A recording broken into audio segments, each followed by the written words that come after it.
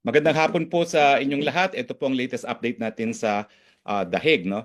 Lilinawin ko lang po yung mga lumalabas na report, hindi po magiging abogado ng presidente si VP Sara dahil sa saligang batas natin ay merong pagbabawal sa pag-practice ng propesyon.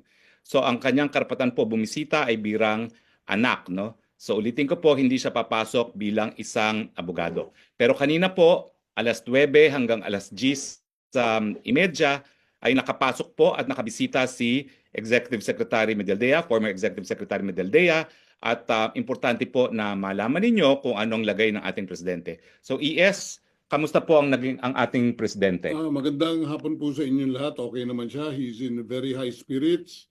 Ah, ano lang siya, naiisip niya mga sumusuporta sa kanya. Nagpapasalamat siya sa inyong lahat. Ituloy niyo lang ang dasal. Isa sa medyo namimiss niya yung kanyang usual na kinakain, yung tuyo, yung munggo, at higit sa lahat, yung piniritong saging.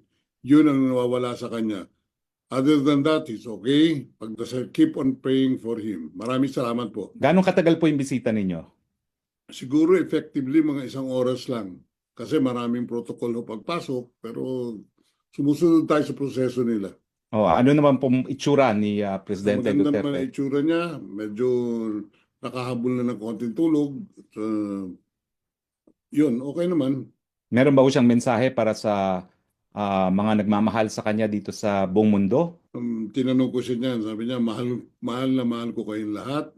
At maraming salamat sa lahat ng suporta na binibigay ninyo sa akin at sa aking pamilya. Okay.